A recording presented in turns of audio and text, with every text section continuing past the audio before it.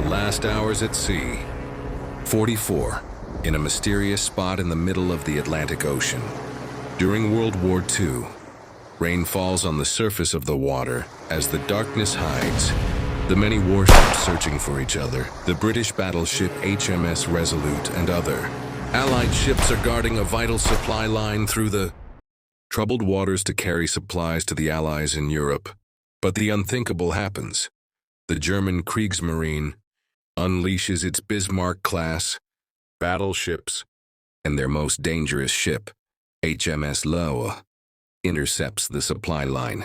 With massive 15-inch bombs, the battleship bursts into flames. On the still sea, the battle is like a tale of animalistic tales. The great ships shoot at each other, sometimes through the wind and the darkness, like sea creatures meeting for the last time. The water is shocked by the crash of the huge bombs. The soldiers on board awaited the start of the campaign. Heavy guns, small arms fire, and Lancaster aircraft flying overhead.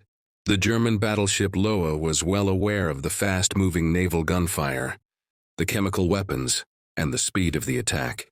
After more than 3 hours of firefights, losses and power, HMS Resolute won, but at a high cost.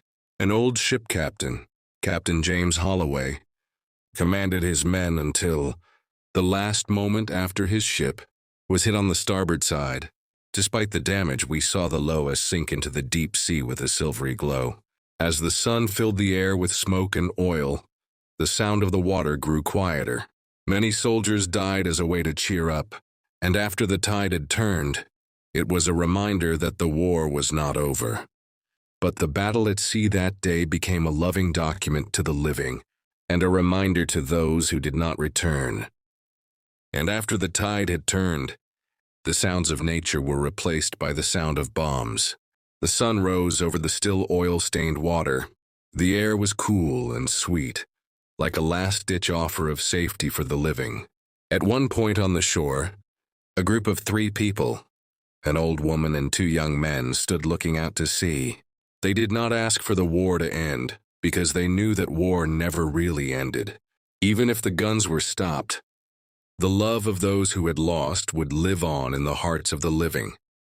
The HMS Löwe had sunk. The naval battle that day was over, but the cost was carved in steel and fire. Captain James Holloway, captain of the HMS Resolute, stood watching the sunset the next day, the wind picking up the oil from his hair and clothes. He did not speak, just waited, remembering the time when he and his comrades had shared life, hope, and unwavering encouragement. The love of reconciliation seemed to be his final act, for in the end, the sea, vast and vast, had preserved the reputation of the warriors in its calm. A warship has sunk, but its meaning will be a scar in history. The war is not over, it has changed in spirit. Spirit for those who stood there, and for those who did not return.